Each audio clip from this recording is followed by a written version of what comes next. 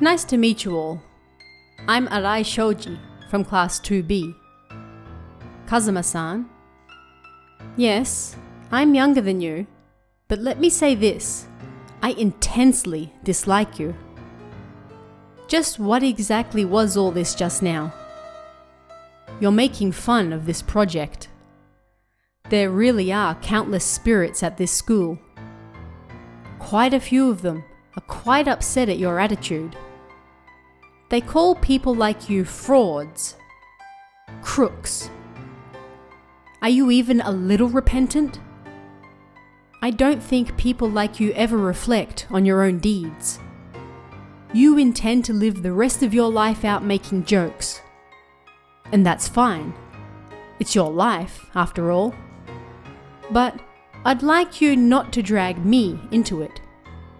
If you do, I'll have to retaliate. Well then, let's begin.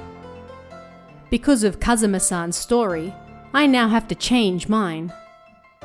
Because now, I have to calm the spirits. Now, I'll turn off the lights. Wait a second. Kazama-san suddenly turned the lights back on. Oh no, he looked angry. Yeah, Kazama-san is Kazama-san, but Arai-san's sharp words just now were a little cruel. It's natural he'd get upset. That was a bit much, don't you think? I don't really like to resort to violence. I'll say this gently. The way you spoke just now wasn't okay. Arai-san objected. Why's that? I only spoke the truth. I came here to take part in this seriously. I thought this gathering would be a little more sacred. And yet, you destroyed it. It's natural I'd be angry, right? I think you destroyed everyone else's mood as well. Arai-san's eyes seemed to roam all over Kazama-san as he muttered. The mood grew hostile. What should I do? Maybe I should stop them. Watch them a little longer. It didn't feel like the right time to talk. I decided to watch them for a little longer. You. Even though you're younger than me, you sure are cheeky. Is that how you show respect to your elders? Did I trouble you somehow? How did I bother you exactly? Yes, honestly, you did. Arai-san answered point blank. But those words just made Kazama-san even more upset. Oh, well, isn't this fun? So you can joke around. So you're saying I troubled you? No matter how much of a gentleman I am, I will resort to violence in the appropriate situations. He was smiling, but his face was tense. That's perfectly fine. If you're going to carry on like a barbarian, then go ahead. Arai-san wasn't going to lose to him either. I watched things play out. The mood grew even more hostile. What should I do? At this rate, Kazama-san really would start to act out. Oh, what should I do? Maybe I should stop them now. Watch them for a little longer. If I stop them now, the atmosphere would get even worse. Plus, I'm only a first grader. It might be strange for me to speak up. Let's watch them for just a little longer. I see. So you want me to get violent? Well, if you insist, let me kindly accept your offer. But I'm also a rational person. But before I do that, I'd like you to tell me How exactly? I've troubled you." His hand trembled. I could see he was concentrating power in his fist. This wasn't going to end well. Arai-san, as the junior, should probably apologize here. "Is that so? You really are stupid, aren't you? So you're telling me that unless I tell you, you don't know what you've done wrong?" Arai-san's attitude remained on the offensive the whole time. "Ah, I see. So I'm an idiot." Kazama-san's voice trembled. He was about to snap. "Because the spirits are angry. Your unfunny joke has upset them. Do you understand? If you keep this up, it won't just be me, but everyone here that you'll affect. But of course, what goes around, comes around." Arai-san was serious. His words gave me chills. That's how laden they were. Everyone listened to him, eyes open wide. They weren't words to persuade, but rather spoke of something truly horrible that was about to happen. In the heavy silence, Kazama-san alone smiled.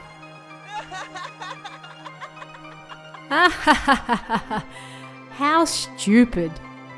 The spirits are angry. I've been listening to you all this time, but seriously, what's up with you?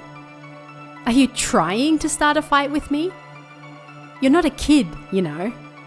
You should act a little more grown up. And do you seriously believe in ghosts?" Kazama-san was completely making fun of him. That wasn't good. I also sensed something potentially in the room, and whatever it was getting bigger. Maybe the spirits really were angry. Ghosts, seriously, don't say such stupid things. Everyone's stories until now have been fake, right? Nobody actually believes in such things. Every time he spoke, the mood in the room got worse. If this kept going, we wouldn't get out unscathed either. But if I spoke up, it would probably just make things worse. What should I do? Stop them. That's right. I had to rein this in. I couldn't let this continue. "Both of you, please, stop this." I stood up. Then I looked at them. "Please, stop. I didn't gather you all here to fight. I invited you all here to tell the 7 school mysteries for the school paper." "Ah, my bad. I don't want to trouble you. The problem is him. He's the one who attacked me." Kazama-san sighed, looking annoyed. He did have a point. "Kurata-san, I'm trying to help everyone.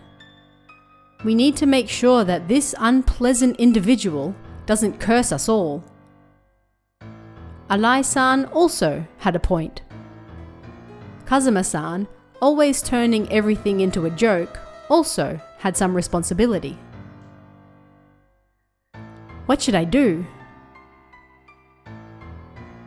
Take Arai-san's side. Kazama-san, can you leave matters to Arai-san now? It's his turn now, after all. If there's something you want to say, can you do it after he's done? He probably didn't like that I took Arai-san's side. He quickly looked the other way and gave a curt reply. So you're siding with him, huh? What is this? The shock's gonna kill me. He pouted. If I tried to console him, matters would just get even more confusing. I'd leave things up to Arai-san.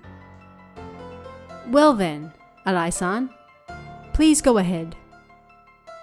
He gave a small nod. I see. You've made a wise choice.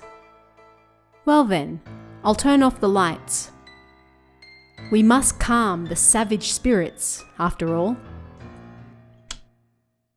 Everyone, thank you for your support. Let me tell you why I turned the lights off. You don't have to be afraid. At any rate, you could say the situation with the spirits now is precariously dangerous. To be honest, I wonder if I should call them spirits. Even I have questions. Rather than spirits, there is something here.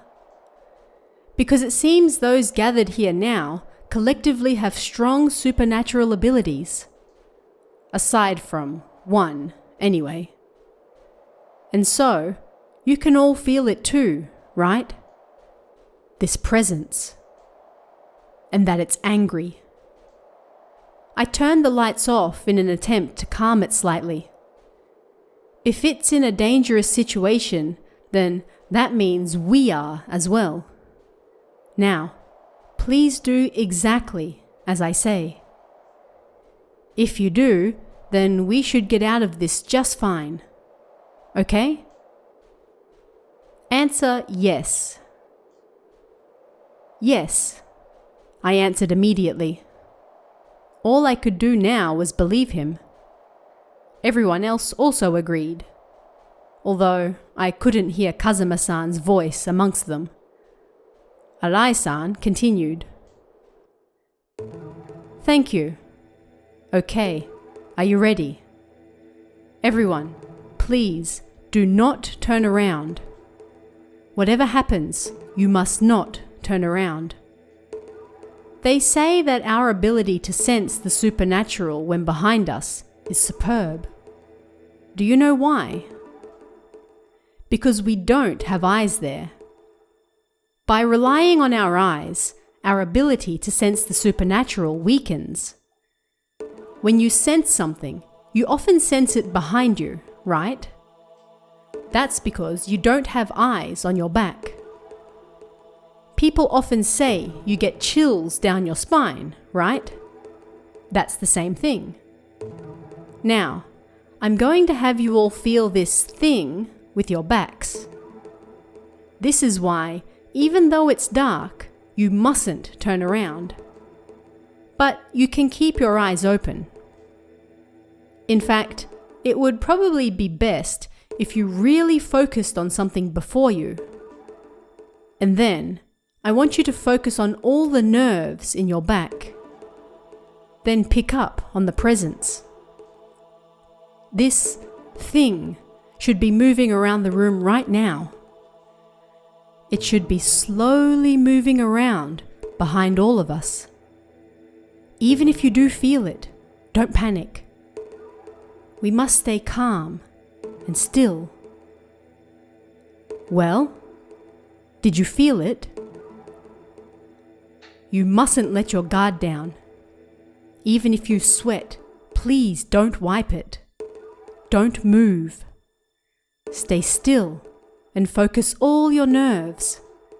Don't be alarmed. Even if something happens, don't be alarmed. Hold your breath. Focus all your nerves on your back. Kurata-san, I sense it behind you right now. I feel a strong spiritual presence in your direction. Can you feel something on your neck? Can you feel something clinging, itching? A warm wind blowing by your neck. You mustn't turn around. Whatever you do, don't turn around. Kazama-san! That was Kazama-san's voice just now. Hang on. I'm turning the lights on. Kazama-san was okay, But something unfathomable was behind him. It had a face like a skull, with large glowing eyes like a ghoul, and hands reached for the back of his neck as though trying to smother him. I looked at it, surprised, and then it disappeared in a flash. As though it had gone right into Kazama-san.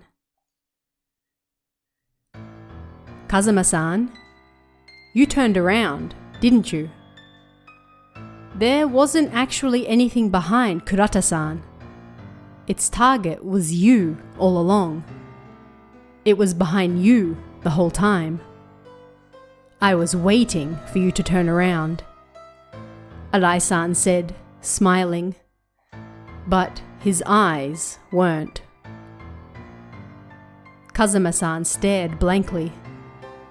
His complexion seemed somewhat worse than before. Really?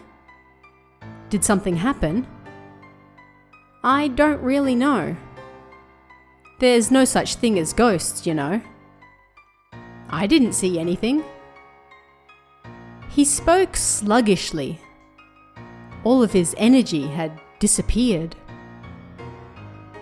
Kazama-san, you've been possessed. But it's not over. There are all sorts of things in this room right now. Seems that we brought them here. Kurata-san, you saw it just now, didn't you? Arai-san looked at me. How should I answer? I did. Pressed by him, I nodded, as though prompted. He seemed satisfied. Would you take our experience just now as my story instead? You experienced something very rare, after all. I nodded silently. I don't know what he was looking at, but his gaze drifted to the air above us. Ah, there's still so many here. There's still so many things. I wonder if they're targeting us. If we continue with these stories, I wonder if we'll be able to return home safely. Having said that, he turned to look at Kazama-san. His eyes looked heavy and lifeless. Maybe, like Arai-san had just said, the thing from before really had possessed him.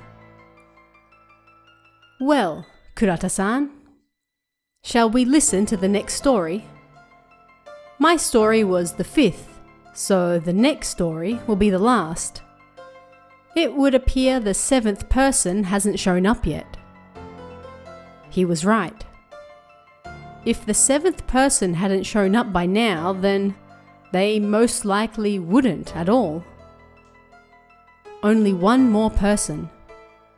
I turned to look at them, to hear the final story.